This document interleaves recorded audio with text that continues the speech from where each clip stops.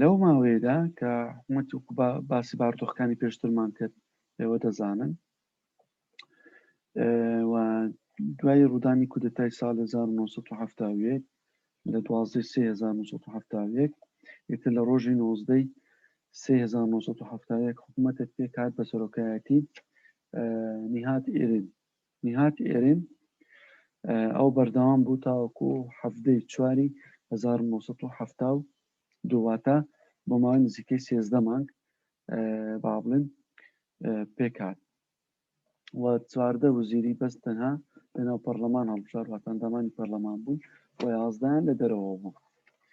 و لەو ماوەیەدا با بڵێن ماوەی سەرۆکایەتی با بڵێن جەودەت سۆنای کۆتایی داهات ئێتر سەرۆکەکی نوێیان هەڵبژار لە تورکیا لە کە پێیان دەگۆ فەقری کۆرتۆرۆک نزیکەی لە پەرلەمان چکە لە پەرلەمان هەڵبژێر وەکو باسمان کرد تا ساڵی 2014 سەرۆکی دەوڵەت 15 جار هەڵمەتی هەڵبژاردنیان با بڵێن پرۆسی هەڵبژاردنیان کرد لە ناو پەرلەمان و دانیشتنی پەرلەمانیان لە بۆ کرد تاوەکو دەرچوو چکە لە 13/3/1970 انتخاباتی سەرۆکایەتی لە تورکیا ناو پەرلەمان دەستی پێکرد و کۆمەڵێک لەو کەسایەتیانە کە پێشتر بەربژێر بوون وەکو وەزیری بەرگری محەممەد عسمەت هەروەها مەسەلەن سەرۆکی هەیئەتی ئەرکانی سوپای تورکیا فاڕۆق گورلێر ئەوانە وازیان هینا لەوە کە خوانەوە بکەم بەڵام خوان هەڵبژار لەبوو ئەندامی ئەنجومەنی پیرە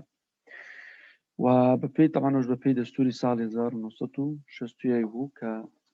ڕێدا کەوا بەشێک لە سەربازەکانیان بابنە لە ژۆرناڵەکان ببنە ئەندام لە ئەنجومەنی نیشتیمانی و لە ئەنجومەنی پیرانی تورکیا لە 13 وەکو باسمان کرد لە 13 ئازاری 1970 کە پرۆسی هەڵبژاردن دەست پێ کرد بۆ سەرۆکی کۆمار دەبوو سەیەکی دەنگەکانی پەرلەمان بەدەست بێنێت بەڵام لە جەولەی یەکەمدا کە خوان هەڵبژار دەبوو پێشتر وەکو باسم کرد وەکو گۆرلێر 175 دەنجهینە تەکین ئەریبورون 282 دەنجهینە فەرەغ و یزبێلی 45 دەنجهینە ئەوانە لە جەولەی دومیشدا کەسیان ئەوانە بڵێن بەربەستی ئەویان دوو لەسەر سێیان با بڵێن تێنەپەڕان ینی با بڵێن تیان نەپەڕان بێ با بڵێن لە 22 سێوە پێشنیازیەوەیان کرەکەوە کە بۆ جەودەت سۆنای 2 ساڵ ماوەی سەرۆکایەتی درێژ بکەنەوە تەمان لەوەدا سەرکەوتو نەبوون و دەنجیان نەهینا کە جەودەت سۆنای 2 ساڵی تری لە بۆ درێژ بکرێتەوە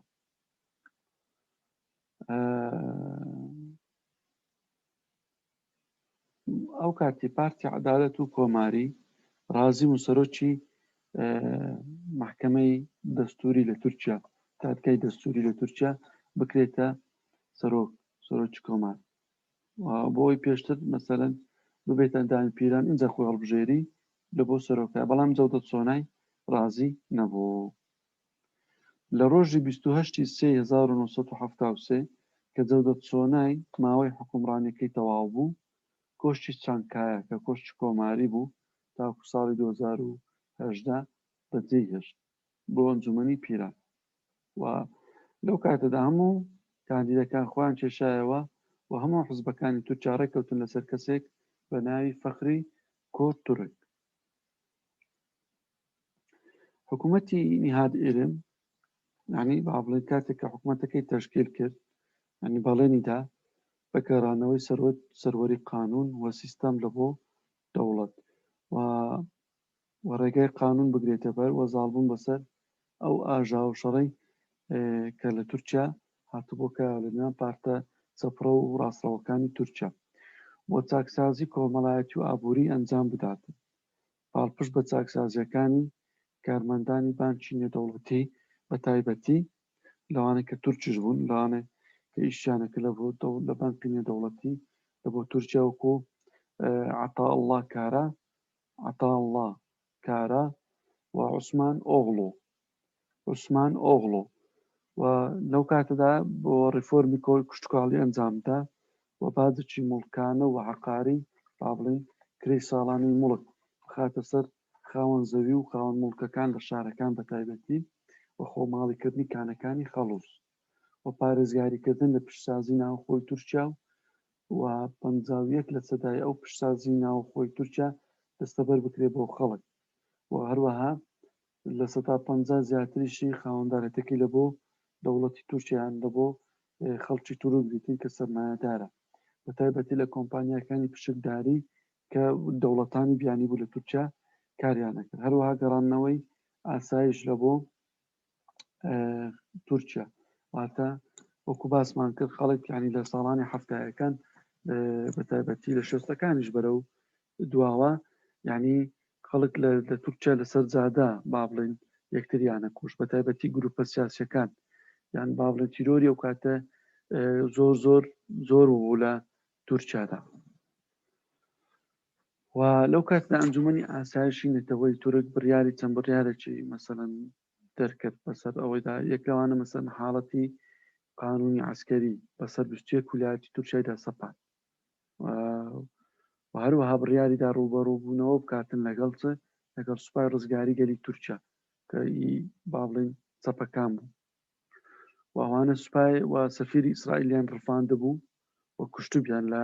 22/5/1970 لەو کاتەدا سوپا لە تورکیا هەڵسا بە ئەنجامدانی بە ڕەشبژیری فراوان لە سەرانسەری تورکیا و لەوانەدا مەسەڵەن 5,000 کەسیان گرت لە نووسەران ڕۆژنامە نووسان مامۆستایانی زانکۆ سەرکردەی کرێکاران ئەوانە هەموویان وهاتە ژوور سەرکردەوەکان با بڵێن ئەندامانی ژوورە بازرگانیەکان ئەوانیان هەموو با بڵێن دەست بەسەرکردن و پارتی کرێکارانی تورکیا لە تەموزی ساڵی 71 قەدەغەکرا و داخرا لێدەدا با بڵین چەتەکانی کۆنترا بەشداریان کرد لە نێشتن و قەڵاچۆکردنی چەپڕەوەکان کە دەوڵەت دروستی کردبوون ئەوانە تیمی تایبەتی مەرگ بوون لە بۆ کوشتنی چەپڕەوەکان بەڵام حکوومەتەکەی نیهاد ئێرم بە هەموو کارانی کە کردی بە تایبەتی لە ڕووی بەکارهێنانی زەبر و زەنجشەوە کە زۆر بەسەریدا زاڵ بوو حکوومەتی نیهاد ئێریم سەرکەوتنی بەدەست نهێنا هەندێک کەمێک نەبی با بڵێن چاکسازیان کرد بەڵام تقریبەی نزیکەی 11 وزیر دەستیان لە کار کێشایەوە و هەندێک توانیشی هەندێک مادەی دەستوری وەکو با بڵین دەستکاری بکاتن لەوانە 45 مادەی دەستوری دەستکاری کران لەوانە مەسەن دەسەڵات سەرۆک زانکۆ و ئەوانی کەم کردەوە ئازادی ڕۆژنامە ڕادیۆکانی کەم کردەوە و دەسەڵاتەکانی ئەنجومەنی نیشتیمانی ئەنجومەنی ئاسایشی نەتەوەی تورکیا زیاد کرد کە تەوسیە بە حکوومەت بداتن و دامەزرانی دادگاکانی ئاسایشی دەوڵەت کە نزیکەی 3,000 کەسی دادگایی کرد بەڵام ئەو دادگاکانی ئاسایشی دەوڵەت لە ساڵی 76 هەڵوەشایەوە ئیتر لێرەدا لە ساڵی 73 هەڵبژارنێک لە تورکیا کرا با بڵێن بڵۆند ئەجەوید بوو بە سەرۆکی حکوومەت لە هەڵبژارنەکانی ئۆکتۆبەری ساڵی 1973 جەهەپا 185 کورسی هینا و پارتی عەدالەت 149 کورسی هینا و پارتی ئەربەکان هەبوو نەزمەدین ئەربەکان پێیانە بۆ پارتی قوڵاسی وەتەنی یان با بڵێن دڵسۆزانی نیشتیمانی ئەم پێیانە بۆ ئیخلاس پارتە ئەو با بڵێن 48 کورسی هینا پارتی دیموکراتی دێرین 45 کورسی هینا پارتی باوەڕی کۆماری 13 کورسی هینا پارتەکانی تریش لە نێوان 1-3-6 کورسیان هینا و پارتی جەهەپا با بڵێن کە پارتی بڵۆند ئەجەوید بوو ڕێبازی چ بوو ڕێبازێکی چەپڕەی مامناوەندی هەبوو کە زیاتر با بڵێن فەرمانبەرانی دەوڵەت و عەلمانیەکان هاوسۆز بوون لەگەڵی و ئەلزەوید پارتیی حکوومەتێکی ئیتیلاف پێکنا لەگەڵ پارتی ئیخلاسی نیشتیمانی یان پارتی سەلامە کە ئۆشان پێکۆ کە هی نەزمەدین ئەربەکان بوو ئەو نەجمەدین ئەربەکان کەسێکی پارێزگارێکی متەدەین بوو و خاوەن پرۆژەی بچوو بوون، ئەوانە دەستیان پێکرد بوو لە تورکیا، خاوەنی پرۆژە بچووکەکان بوون بە تایبەتی لە ڕووی ئابووریەوە، یانەوەتە ئەوانیش کیانەکی ئابووریان هەبوو. طبعا ئەو حکوومەتە بەردەوام بوو هەتاوەکو ئەیلولی ساڵی 1974. دواتر حکوومەتێکی تەکنۆقراتان پێکات لە سەعدی ئێرماک با بڵێن، ئەویش عینی دیسان هەر حکوومەتەکی با بڵێن ئەوە بوو، ئیتیلافی بوو لە نێوان سلێمان دەمێرۆڵ و نەجمەدین ئەربەکان و سەعدەدین بێکتاش با بڵێن سەرۆکی پارتی با بڵێن فراکسیۆنی پارتی دیموکراتی دێرین بوو پێکاتەوە. حکوومەتەش لە 12ی با بڵێن چاری 1975 تاوەکو مانگی 12ی 1977 خایاندی. ئیتر بڵێن لە ئایاری 1977 هەڵبژاردن کرایەوە، لێرەدا پارتی گەلی کۆماری تورکیا جەهەپە 213 کورسی بەدەستینا و پارتی عەدالەت 189 کورسی و پارتی ئیخلاسی نیشتیمانی با بڵێن 24 کورسی بەدەستینا. جارشتر لە کانونی دووەمی 1970 بڵۆنتە جەوید حکوومەتی پێکهێنایەوە و بەڵستەقامگیری سیاسی و ئەمنیدا بە تایبەتی بە زانکۆکان و تاوەکو ئۆکتۆبەری ساڵی 1970 بەردەوام بوو. دواتر دیسان دەستی لە کار کێشایە و پێشەوەی یعنی هیچ با بڵێن دەرەنجامێکی نەرێنی بکەوێتە سەری، پاشان سلێمان دەمیراڵ جێگەی گرتەوە و پارتی ئەربەکان ئەوانە با بڵێن کە پارتی بەناوی محافزکاری مامناوەند بوون، ئەوانە بە ڕێگ و ڕیشیان پارتی ئەربەکان و پارتی عەدالەت پارتی ئیسلامی بوون، تایبەتی پارتی ئەربەکان. نەجمەدین ئەربەکان کەسایەتێکی سیاسی بوو، ئەو ساڵانەی کۆتایی مرد، ئەوش لە ئەمریکای خوێندە بوو، ئەندازیار بوو کە ڕابەوە ئەندازیاری بەنداو و کارەبا و بەنداوەکان بوو کە گەڕابەوە ئیتر ئەو پارتی نیزامی پێکینە، پارتی خلاصەی ئیخلاسی پێکینە، پارتی سەلامی پێکینە، دواتر پارتی ڕەفاه و ئەوانەی پێکینە، چەند جارێک لە تورکیا حکوومەتی پێکینە. ئەوانە پارتی ئەربەکان دەورێکی باڵایان هەبوو لە حکوومەتەکانی تورکیا کە پێچیان دەهێنا، تایبەتی لە ماوەی ساڵانی 1970-1980. ئەو پارتە دژی عەلمانیەت و دەوڵەتگەرایی بوو کە هەردوو بنەمای فەلسەفەی کەمالیزمیان پێک دەهێنا و دژی بەهێزکردنی پەیوەندی بوو لەگەڵ دەوڵەتانی ڕۆژاوا و دژی هێنانی سەرمایی بیانی بوو و دژی قەرزکردن و سووەکانی بوو و لەگەڵ دروستکردنی ئابووری ئیسلامی بوو و دروستکردنی کارگە بە سەرپەرشتی دەوڵات. طبعا لەوە ڕێژێکی زۆر با بڵێن تەڵەبەیان ناردە دەرێ و کاتیش تایبەتی لە سەردەمی ئەربەکان بە تایبەتی 330 قوتابی لە ساڵی 77 لە ساڵی 78 نزیکەی 1300 قوتابی لە ساڵی 1970 1500 قوتابی. لەو کاتە لە ماوەی ساڵانی 71 هەتا 79 با بڵێن 12 حکوومەتی ئیتیلافی لە تورکیا پێکاتنە، واتەگەر دابەشی بکەین بەسەر کات هەر 9 مانگ جارێک حکوومەتێک پێکات، هەر 9 مانگ جارێک حکوومەتێک پێکاتوە. یعنی لە تا ساڵی 75 گەشەی ئابووری لە تورکیا بەرەو باش بوو ڕۆژ بوو نزیکەی لە 108 بوو، بەڵام لە ساڵی 79 گەیشتە چەند لە 1.7 دابەزی و ژمارەی بێکاری گەیشتە لە 120 چکە بەخۆی ڕێژەی بێکاری با بڵین بخۆی لە 113ەیە، ینی 113 حاڵەتە مەترسیەکەیە، 120 ئەو پەڕی مەترسیەکەوە وڵات بەرەو شەڕ و ئاژاوە و بەرەو پارچە پارچە بوون ئەباتن. لەبۆی ئەو ڕێژانە دیاریکرا لەبۆی کە دەوڵەتان بزان و شار ببنەوە کە لەو ڕێژانەی تێپەڕان لە ناوە خۆ دەکەونە بەر مەترسی گەورەی کۆمەڵایەتی و سیاسی و ئابووری. وەلەو کاتەدا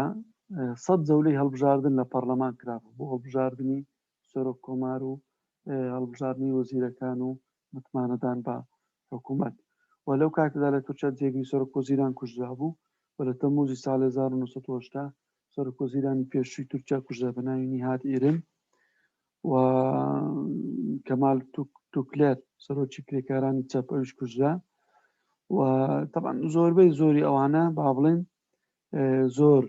ڕووداوی گەورە لە تورکیا ڕوویدان وای کردکەوە بارودۆخی تورکیا بەرەو نادیاری بڕواتن تاوەکو بۆ هۆکارێک ئەوانە بوونە هۆکارێک لە بەرپابوونیدا با بڵێن لە هەینانەکەی کودەتای ساڵی 1970 لە تورکیادا و حزبانش با بڵێن وەکو حزبی ئیسلامی سیاسیش کە هەبوون وەکو وەحدە و مەسلحەتی شیعی عەلەوی حزبەکە بوو بە ناوی بەرژەوەندی شیعی عەلەوی و حزبی نیزامی وەتەنی نەجمەدین ئەربەکان ئەوانە هەموو قەدەغەکران ینی وەکو باسم کرد لەو ماوەیەدا ئەوانەش هەمووی قەدەغەکران لێرەدا ئەو کاتی گەنجە ئیسلامیەکان ئەوانەی کە لەژێر ڕەوتی ئیسلامگەراکانی تورکیادا بوون ئەوانە ڕێژەی لە 120یان وەرەگیران لە زانکۆیەکان بە هەمویان واتە هەمویان 100% وەرناگیران ئەوەش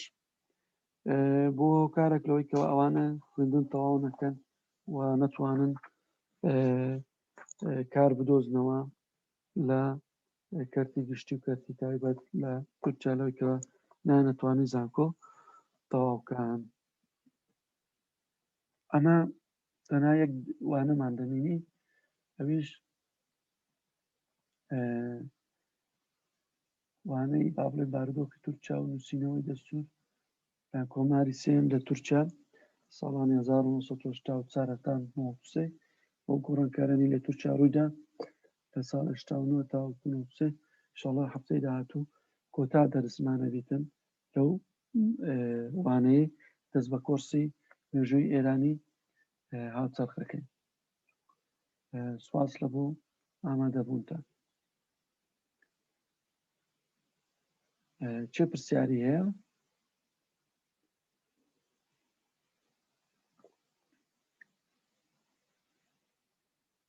کەس پرسیاری نییە؟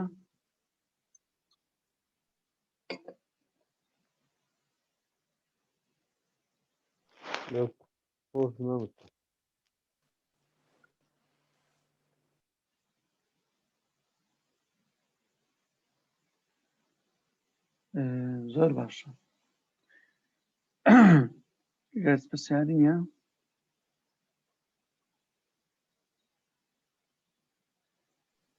دەست خۆش مامۆستا. زۆر سپاس دە زۆر باشە